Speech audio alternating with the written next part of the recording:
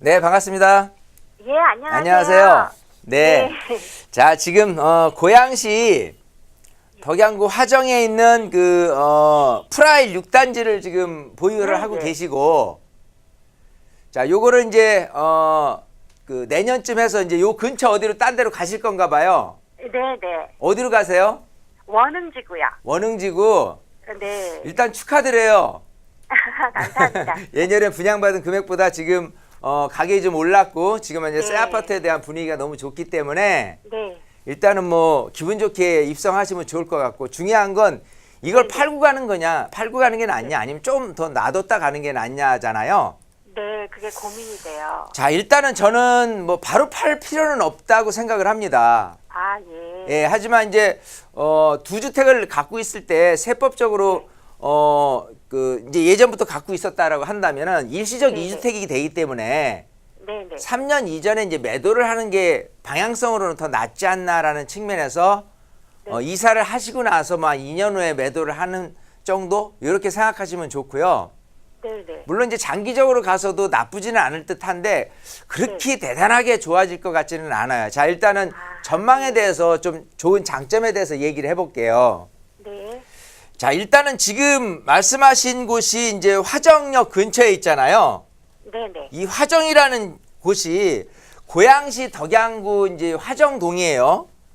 이쪽은 이렇게 화정도 있지만 여기보다는 아무래도 일산 쪽이 조금 더 메인인 어떤 택지지구고요. 그 다음에 화정인데 화정이 굉장히 살기가 좋아요. 자, 근데 좀 말씀하신 대로 이 대곡역을 드는데 이 대곡역세권 개발해가지고 이쪽이 그야말로 서북 쪽에서는 앞으로 교통 중심지가 되기 때문에 이쪽하고 가까이 있으면 있을수록 굉장히 유리해집니다.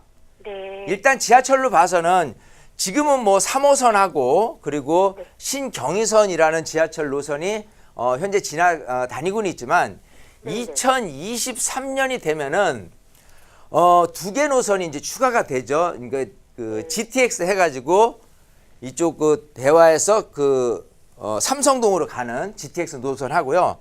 대곡에서 부천 소사 또 저쪽 안산 원시로 가는 그런 노선까지 개통이 돼요. 네. 거기다가 지금 KTX 노선도 광명에서 지금 서울로 오는 것 이외에 광명에서 지금 바로 대곡으로 연결되는 노선까지도 용역 검토에 착수를 했거든요. 네. 자, 그렇게 봤을 때는 그야말로 이 대곡역을 중심으로의 교통 중심지이기 때문에 여기하고 지하철역 3호선 한 라인으로 따진다고 한다면은 굉장히 화정도 좋아지지 않을까 생각을 하고 당연 또 일산도 좋아지지 않을까 생각을 해요. 네. 자, 근데 중요한 건 이게 이제 2023년까지의 계획이잖아요. 네, 네. 앞으로 6년 남았는데 현재 모습을 봤을 때 과연 그때까지 해서 계속 가격이 오를 거냐 아니면 그때 교통호재에 의해서 조금 가격이 그때 가서 좀 오를 거냐 생각한다면 제가 봐서는 일단 지금은 당장 교통호재가 없는 이상은 이렇게 오래된, 왜냐하면 지금 화정동에 있는 아파트가 96년도에 입주를 한 아파트예요. 네. 그러다 보니까 20년이 됐고 거주하기에 아무래도 새 아파트에 대한 기대가 많은 이쪽 지역에서 새 아파트에 대한 경쟁자가 지금 말씀하신 원흥지구 이제 이사 가실 거잖아요. 네, 네. 거기 말고 또 삼송지구, 그죠? 네. 또 지축에 있는 곳도 이제 택지지구로 조성이 되고 또 향동지구도 있고요. 덕은지구도 있고 저 멀리는 사실 파주 운정 신도시도 있고요. 자, 그래서 경쟁적으로 새 아파트에 대한 흐름, 어떤 수요층들이 좀 이동하는 현상들이 굉장히 많이 나타나기 때문에 그 2023년까지 여기가 계속해서 가격이 올라가기는 좀 어렵지 않겠느냐 생각을 하는 거예요. 네. 그래서 차라리 지금 갖고 있다가 또 이렇게 이제 원흥지구로 이제 이사를 갈 건데 2023년까지 가져가 가지고 가격이 뭐 폭등할 것 같으면은 괜찮겠지만 그렇지만은 않다 이거예요. 왜? 네. 아무리 가깝다 손치더라도 대곡역을 중심으로 한 택지지구 같은 경우는 또다시 광명역처럼 뭔가 새로운 아파트로서 갖춰질 구상이 또 돼 있는 거고요. 여기 말고도 이 근처에 수혜가 있다 손치더라도 여기만 유달리 가격이 폭등할 수는 없는 법이거든요.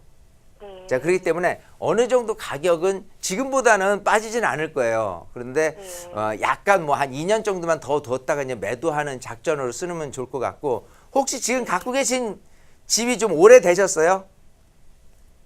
아, 보유한 지요? 예. 예, 보유한 지는 10년이 넘죠. 여기, 예. 자, 그러면 청약을 받은 거예요. 지금 이제 그 프라이얼 아파트가 네네. 지금 보유한 지 10년이 됐으니까 예전에 산 네. 금액하고 지금하고 시세 차이가 그래도 조금 제법 있잖아요. 네네. 자, 그렇게 따진다면 원래 이렇게 새로운 원흥지구로 갔을 때 네. 종전주택인 A라는 주택이 지금 이제 그 은빛마을 6단지 아파트고 B라는 네. 주택이 원흥지구라면은 네. 일시적 2주택으로 해서 A라는 주택을 B라는 주택을 구입하고 나서 3년 이내에 매도를 해야지만 비과세 혜택을 받을 수 있잖아요.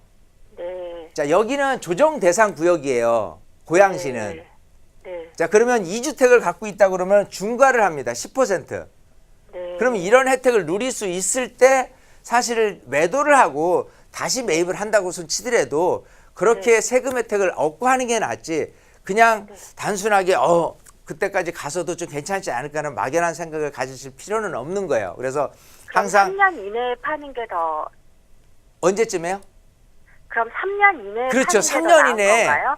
이 일시적 2주택에 대한 그 어떤 방향성, 그러니까 세금 혜택에 대한 부분은 네네. 정석적으로 얘기한다면 이렇게 세금 혜택이 좀 있다. 그러니까 비과세를 얻어서 내가 세금을 전혀 안 낼 수 있다라고 한다면 네. 팔고 이 단지를 다시 사더라도 네. 그렇게 하는 게 정석이에요, 원래는. 아, 근데 그래요? 그 전망을 갖고 따졌을 때 또 이거를 팔고 다시 살 만큼 전망이 밝느냐, 이제 그건 또 생각해 볼 문제겠죠. 예. 어쨌든 요거는 원흥지구 이사 가실 때 네네. 지금 왜냐하면 팔고 가. 매매금하고 전세금하고 큰 차이가 없어요. 네네. 여기 같은 경우는 유독 그런데 뭐 잘 아시다시피 이쪽이 집값이 그렇게 높지도 않겠지만 전세비율이 굉장히 높은 편이거든요. 네네. 그런 상태에서 그냥 몇 천만 원 정도 남겨놨지만 그럼에도 불구하고 이런 교통계획에 의해서 앞으로 2년간도 전세금 상승은 이어질 거라고 보여요. 이쪽 지역은. 네. 그럼 전세금이 매매금에 올라갈 수 있는 정도로 네, 뭐 네. 1,000만 원, 2,000만 원 더 늘어나는 정도만 만족하면 되지 않겠느냐. 그러고 나서 아, 세금 혜택을 받고 그냥 비과세 혜택을 얻을 수 있을 때 매도를 하는 게 가장 나을 것 같거든요. 아, 예. 그 네, 이후에 대한 알겠습니다. 계획은 그때 가서 세우도록 하고 지금은 이제 네. 그런 방법으로 한번 예상을 해보시면 어떨까 싶습니다. 예, 알겠습니다. 네, 이렇게 정리할게요. 감사합니다. 예. 네, 너무 장기 보유보다는 비과세 혜택을 받을 수 있는 그 3년 안에 매도하는 걸 좀 조언해 드렸으니까요. 그때 돼서 또 고민이 되신다면 저희와 함께 말씀 나눠보시면 좋을 것 같습니다. 오늘 함께 해주셔서 고맙습니다. 예, 감사합니다.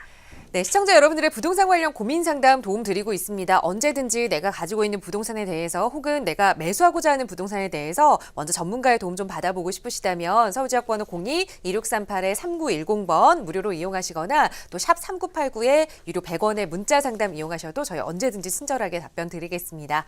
자, 바로 이어서 두 번째 시청자분 전화 연결해 보죠. 여보세요? 여보세요? 안녕하세요. 네, 안녕하세요. 자, 시청자님 어느 지역의 부동산 오늘 좀 함께 이야기 나눠볼까요?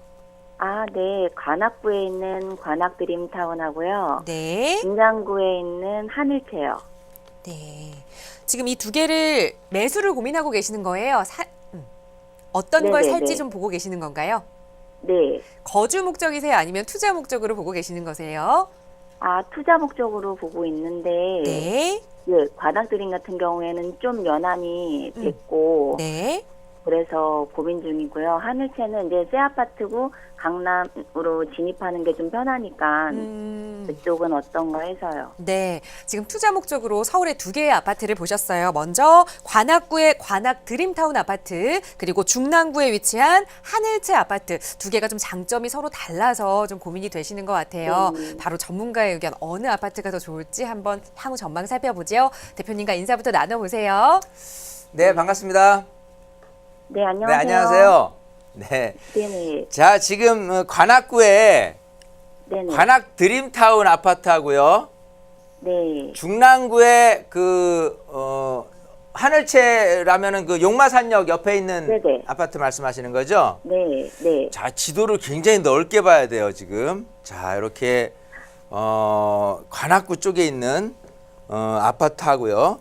그다음에 중랑구 쪽에 있는 아파트 이제 두 군데를 보셨는데, 자, 일단 뭐 지역적으로 봤을 때 이 강남을 중심으로 해서 이 강남하고의 접근성이 그래도 좀 나은 편이기 때문에 둘 다 나쁘지는 않습니다. 자, 근데 둘 다 조금 약간 세부적으로 들어가서는 장점과 단점이 존재해요. 자, 일단은 관악구 관악 드림타운 같은 경우는 일단 장점으로 따진다면 세대수가 굉장히 크죠. 네네. 자, 여기가 세대수가 3,500세대 정도 되니까 여기서 이렇게 지도로만 봐도요, 이렇게 7호선 라인하고 2호선 라인 중간에 이렇게 낀 정도, 라고 하는 정도니까 굉장히 큰데 2003년도에 입주를 했어요. 지금 한 14년 차 된 아파트고. 자, 이 상태에서, 단지는 크고, 또 2003년도이기 때문에 한 10몇 년 차 됐고, 이제 단점이 좀 있다면은 이 지하철역하고 가깝지는 않다라는 단점이 좀 있어요. 이렇게 구릉지 오르막에 이렇게 있기 때문에 좀 교통이라는 부분도 약간은 조금 불편한 부분도 사실 다소나마 좀 있습니다만은 어쨌든 여기 같은 경우는 실거주자들 측면에서 봤을 때는 매매 금액, 전세 금액 그게 굉장히 조금 좁게 나타나요. 지금 여기 관악 드림타운에 보신 그 아파트 몇 평이 얼마죠 지금? 33평이 한 5억에서 5억 천 정도 가요. 자, 5억에서 5억 뭐 초반 정도고 전세는 얼마죠? 4억 2천에서 움직여요. 지금 4억 이거를 천에서 구입을 4억 하실 2천. 목적이 실거주신가요? 아니면은 좀 이렇게 전세를 끼고 사놨다가 좀 이렇게 시세가 올라가는 거를 기대하면서 이렇게 가시려는 계획이신가요? 저희가 지금 그 실거주도 할 수도 있고 투자도 할 수 있는 그 두 부분이거든요. 네. 그러니까 이제 근데 투자 목적이 조금 더 강하죠. 투자 목적이 좀 더 강해요? 네네. 네. 자, 그러면 그 중랑구 면목동이죠? 네네. 면목동의 그 용마산역 근처에 있는 아파트는 요거는 그 일단은 장점이 있다면 지하철역 역세권이잖아요. 네. 자, 여기 또 새 아파트고요. 2015년도 입주했어요. 단지 네. 세대수가 그렇게 크지는 않은 한 200~300세대 정도 되는 아파트이기 때문에 근데 어쨌든 장점적으로 7호선 라인으로 강남을 이제 접근하기에는 굉장히 조금 유리한 장점이 있어요. 여기 같은 경우는 얼마죠? 매매가가 5억 7천에서 8천이요. 5억 7천에서 8천이고 전세는요? 전세는 5억대요. 5억 초반 정도? 5억 초. 네네네. 자, 솔직히 제가 어디를 더 하는 게 더 낫다고 말씀드릴 것 같아요? 우리 시청자님이 솔직히 둘 중에 네. 어디를 좀 더 마음의 염두를 하고 계십니까? 저희는 일단 정확하게 잘 모르겠어요. 정확하게 모르겠어요. 네. 자, 제가 처음에 방송을 할 때요. 네. 이 아파트라는 집값은 강남부터 출발을 하고 강남에 아까 강남에 소유하고 있는 분들이 비거주자들이 강남까지 소유를 많이 하고 있다 그런 얘기를 표현을 했잖아요. 네네. 그래서 항상 강남 집값이 먼저 선행 지표가 됩니다. 그래서 강남 집값이 오르면 강남하고 멀지 않은 곳에 강남 출퇴근이 가능한 이런 정도의 가격이 먼저 뛰게 마련이에요. 자, 아까 위치로 봐서는 솔직히 관악구도 그렇고 이쪽 면목동도 그렇고 솔직히는 둘 다 위치적인 그러니까 어떤 그 거리상 이렇게 봤을 땐 강남을 중심으로 해서 이쪽이냐인데 이거로 봐서는 거리상으로 봐서는 사실 그냥 엇비슷한 정도겠지만 분명히 시간이 지날수록 이쪽에 거주하시는 분들이 실제 교통을 목적으로 거주를 하고자 한다면은 이렇게 7호선이라든지 2호선에서 약간 지하철역하고 먼 이런 모습의 형태의 단지 크기가 크다고 해서의 수요층들이 많이 이렇게 몰리는 것보다는 오히려 이렇게 지하철역 바로 옆에 이렇게 돼 있고 또 여기가 이제 2015년 입주했으니까 얼마 안 됐잖아요. 네네. 신축이고 왜냐하면 강남에서 집값이 비쌌을 때 뛰쳐가는 모습을 보면요.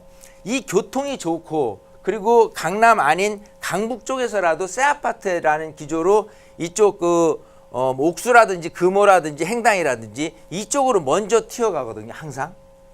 자, 그러면 집값이 먼저 선행할 수 있는 그런 부분 여지로 따진다면은 강남 집값 오를 때 이 관악 드림타운보다는 용마산 근처의 하늘채 아파트가 좀 더 유리한 고지에 있다고 보이는 거예요.